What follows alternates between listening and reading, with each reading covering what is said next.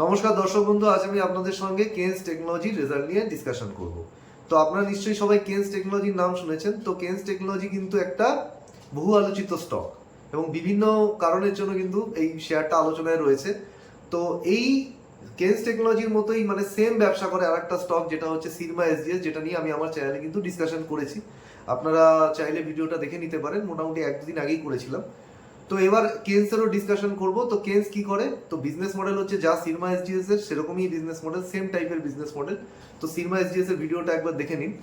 তো তারপরে আমি কিন্তু একবার ডিসকাশন করে দিচ্ছি। তো এটা হচ্ছে basically EMS business. EMS business মানে হচ্ছে electronic manufacturing and systems. Electronic manufacturing system মানে হচ্ছে কোম্পানি ইলেকট্রনিক্সের যে সমস্ত বিভিন্ন পার্টস তারা সেইগুলো বানায় এবং সেগুলোকে তাদের ক্লায়েন্টকে সরবরাহ করে। তো মেন যে ব্যবসা হচ্ছে পিসিবিএ। পিসিবিএ মানে হচ্ছে printed circuit control board assembly. Printed circuit control board assembly মানে হচ্ছে আপনারা যে সমস্ত মোবাইল বলুন বা বাড়ির টিভি রিমোট বলুন, তার মধ্যে যে সমস্ত সার্কিট থাকে, সার্কিট বোর্ড থাকে, সেই সার্কিট বোর্ড কিন্তু তারা অ্যাকচুয়ালি অ্যাসেম্বল করে। কি মানে সার্কিট বোর্ড অ্যাকচুয়ালি কপারের বোর্ড হয়। সেই সার্কিট বোর্ডের মধ্যে দেখবেন মানে বিভিন্ন রকম চিপ থেকে শুরু করে ক্যাপাসিটার, রেজিস্টার, তারা এইগুলোকে কি করে মেশিনের সঙ্গে জুড়ে তারা তাদের ক্লায়েন্টকে সাপ্লাই করে দেয়। তো বেসিক্যালি হচ্ছে মোবাইলের চিপ বলুন বা যে কোনো, শুধুমাত্র মোবাইল নয়, টিভি রিমোট থেকে শুরু করে যে কোনো ইন্ডাস্ট্রিতে যে ইলেকট্রনিক্সের যে সমস্ত আপনার সার্কিট বোর্ড লাগে তারা সেইগুলোকে কিন্তু সাপ্লাই করে। তো এটা গেল।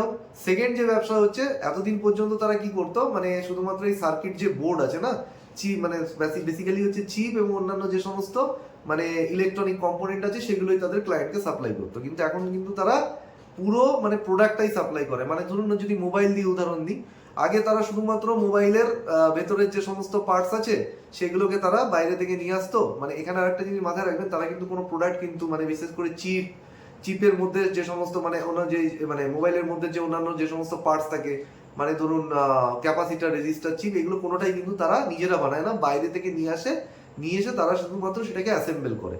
তো এইগুলো মানে আগে তো শুধুমাত্র এই মানে বোর্ড মানে শুধুমাত্র চিপ এবং কম্পোনেন্ট গুলো দিত। এখন কিন্তু তারা চিপ কম্পোনেন্টের সাথে সাথে কিন্তু ধরুন ওই পুরো মোবাইলটাকে কিন্তু বানিয়ে তাদের ক্লায়েন্টকে দিয়ে দেয়। তো সেটা হয়ে গেল।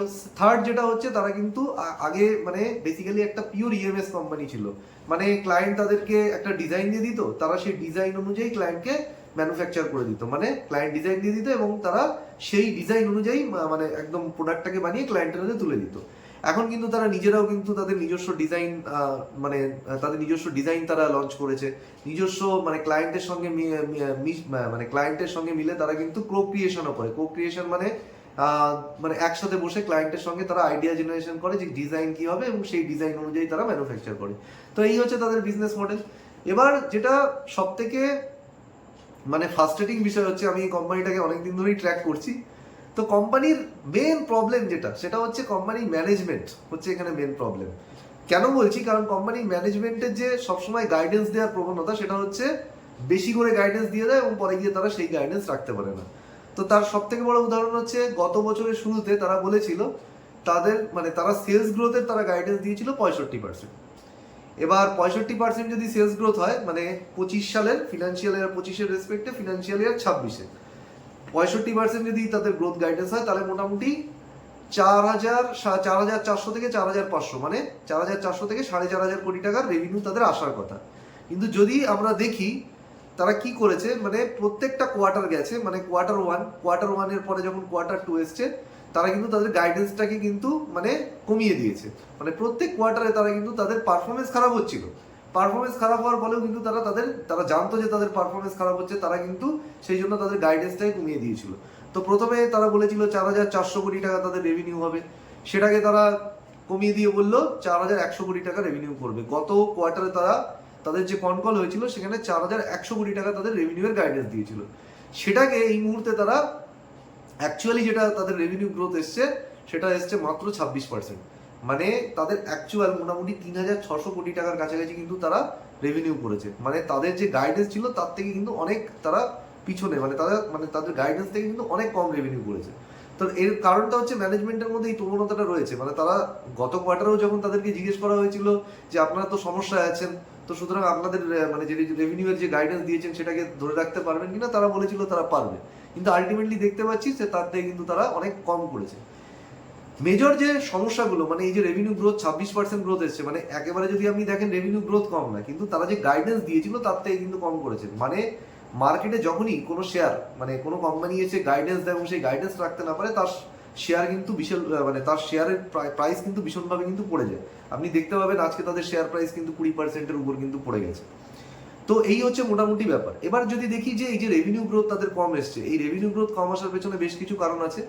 তো তাদের বক্তব্য হচ্ছে যে একটা তাদের ক্লায়েন্ট আছে, মানে যেটা হচ্ছে আপনার টু হুইলার কোম্পানি, যারা হচ্ছে ইলেকট্রিক ভেহিকেল যেগুলো আছে না, মানে বিদ্যুৎ চালিত, মানে যেগুলো ব্যাটারি চালিত গাড়ি, সেই ব্যাটারি চালিত গাড়ি বানায়।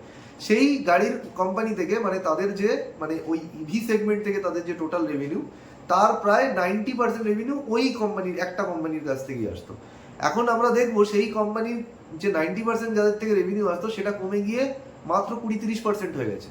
এবং কোম্পানির বক্তব্য হচ্ছে যে তারা ইচ্ছাকৃতভাবে এটা কমিয়ে দিয়েছে এবং অন্যান্য, মানে তারা তাদের রেভিনিউটাকে ডাইভার্সিফিকেশন করছে, মানে একটা কোম্পানির উপর নির্ভর না থেকে তারা অন্যান্য আরো বেশ কিছু কোম্পানির সাথে কাজ করছে বলে তাদের, মানে ওই কোম্পানি থেকে যে আগে 90% আসতো সেটা কমে 20-30% হয়ে গেছে। কিন্তু এটা একদম ফালতু কথা, কারণ এটা কখনো সম্ভব হয় না।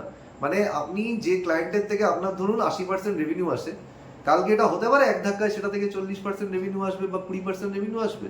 তখনই হওয়া সম্ভব যদি কিনা ক্লায়েন্ট আপনাকে সাথে আর কাজ না করে, মানে আপনাকে যদি আর নতুন করে অর্ডার না দেয়, মানে আগের যে অর্ডারগুলো আপনাকে দিত সেটা যদি এখন অন্য কোনো কোম্পানিকে করে। তো সুতরাং এটা একটা লেম এক্সকিউজ। তো এটা গেল একটা।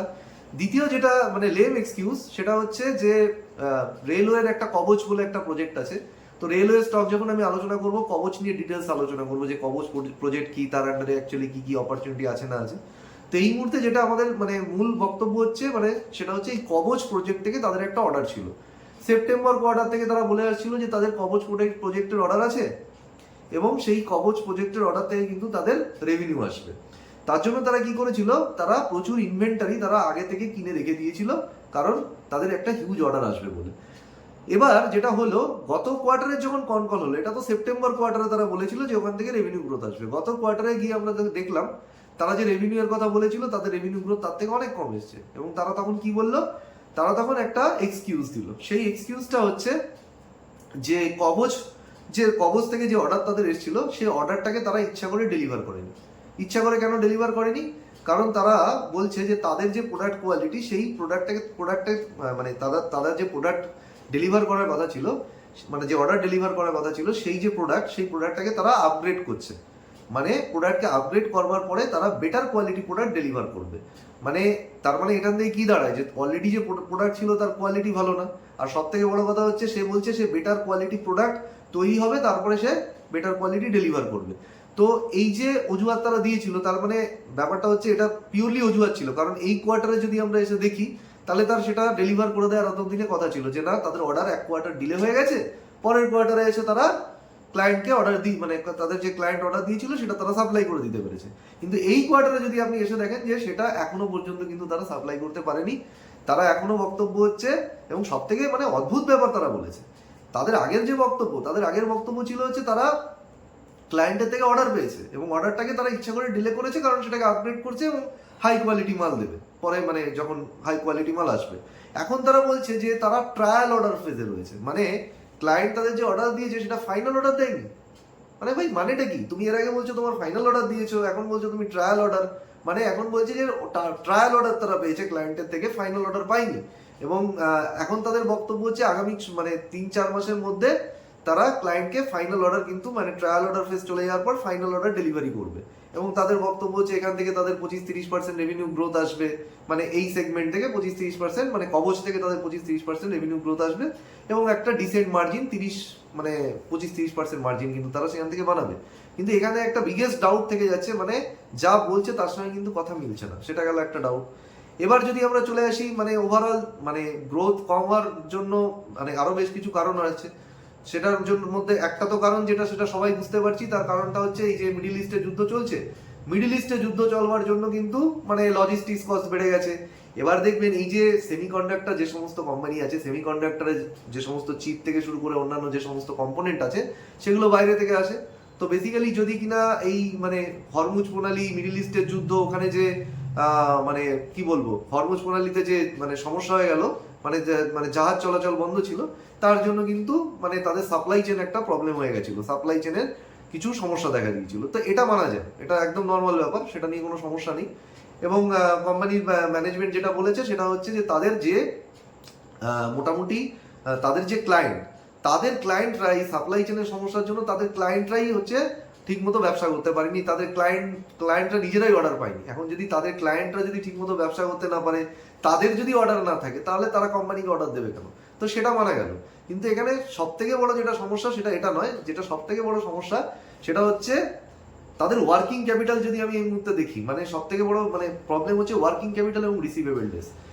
এই মুহূর্তে যদি আমি তাদের রিসিভেবল ডেজ দেখি, রিসিভেবল ডেজ মানে হচ্ছে তারা যে তাদের এই ক্লায়েন্টকে যে মানে মাল সাপ্লাই দেয়, সেখান থেকে তারা কতদিনে পয়সা সেখান থেকে কালেক্ট করতে পারে।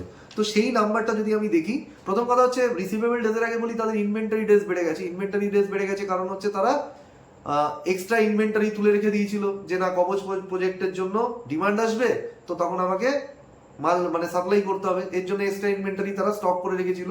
তো এবার সেই প্রোডাক্ট তো মানে সেই অর্ডার তো তারা এখনো ডেলিভার করতে পারেনি, ফলে ইনভেন্টারি তাদের কাছে কিন্তু স্টাক হয়ে রয়ে গিয়েছে। এটার জন্য তাদের ইনভেন্টারি ডেজ বেড়ে গেছে। রিসিভেবল ডেজ বেড়ে গেছে তার কারণ হচ্ছে যে সমস্ত ক্লায়েন্টকে তারা অর্ডার সাপ্লাই দিয়েছিল, সেখান থেকে কিন্তু তারা পয়সা কিন্তু ফেরত পায়নি। তাদের যে রিসিভেবল মানে অ্যামাউন্ট, গত বছরে যে রিসিভেবল অ্যামাউন্ট ছিল সেটা 3 গুণ বেড়ে গেছে। এবং রিসিভেবল ডেজ ছিল গত বছরে 84 দিন, মানে 84 দিনে তারা তাদের ক্লায়েন্ট থেকে পয়সা পেত। এখন সেটা বেড়ে হয়ে গেছে 134 দিন। এবার কথা হচ্ছে এই রিসিভেবল ডেজ বেড়ে গেল কেন? রিসিভেবল ডেজ বেড়ে যাওয়ার যে মেন কারণ সেটা হচ্ছে স্লোভেনিয়ার একটা স্মার্ট মিটার কোম্পানিটার নাম হচ্ছে ইস্ক্রা এমকো, একে কিন্তু কোম্পানি অ্যাকুইজিশন করেছিল, এবং এখান থেকে যত সমস্যার কিন্তু সূত্রপাত। এই যে স্মার্ট মিটার কোম্পানিটা মানে ব্যাপারটা কি, এই মানে তারা এই কোম্পানি যে মানে তারা যে কিনেছিল, এই কোম্পানিটা হচ্ছে গভর্নমেন্টের যে সমস্ত প্রজেক্ট হয় সেখানে স্মার্ট মিটার সরবরাহ করতো। মানে হচ্ছে তারা গভর্নমেন্ট প্রজেক্টে বিভিন্ন স্মার্ট মিটার সাপ্লাই দিত। এইবার এই যে কোম্পানিটা রয়েছে, এবার একটা জিনিস দেখবেন যে গভর্নমেন্ট প্রজেক্টে যখনই কোনো কোম্পানি মানে কাজ করে গভর্নমেন্ট প্রজেক্টে, তখন কিন্তু একটা পেমেন্টের সমস্যা থাকে। তো জেনারেলি গভর্নমেন্ট কিন্তু পেমেন্ট ডিলে করে। তো গভর্নমেন্ট থেকে এদের যে পেমেন্ট সাইকেল সেটা কিন্তু মানে অনেক ডিলে করে পেমেন্ট আসে, পেমেন্ট সাইকেলটা লম্বা। তো বেসিক্যালি মানে এই ধরনের কোম্পানি মানে এই কোম্পানি যেটা সে কিন্তু হাই ক্রেডিট পিরিয়ডে কাজ করে, মানে তার যে গভর্নমেন্ট এবং অন্যান্য যে ক্লায়েন্ট রয়েছে, বেসিক্যালি যে গভর্নমেন্টের টেন্ডার, সেখানে কিন্তু ক্রেডিট পিরিয়ড অনেক হাই, মানে পয়সা অনেক দেরি করে আসে। মেন সমস্যা হচ্ছে রিসিভেবল ডেজ বেড়ে যাওয়ার এটা, মানে এই যে স্মার্ট মিটার প্রজেক্টে যে স্মার্ট মিটার লাগিয়েছে এই কোম্পানি, সেখান থেকে পয়সা পায়নি, এবং পয়সা পায়নি বলে কিন্তু পুরো একদম মানে রিসিভেবল মানে ওভারঅল যে রিসিভেবল অ্যামাউন্ট সেটা কিন্তু প্রায় গত বছরের থেকে 3 গুণ বেড়ে গেছে।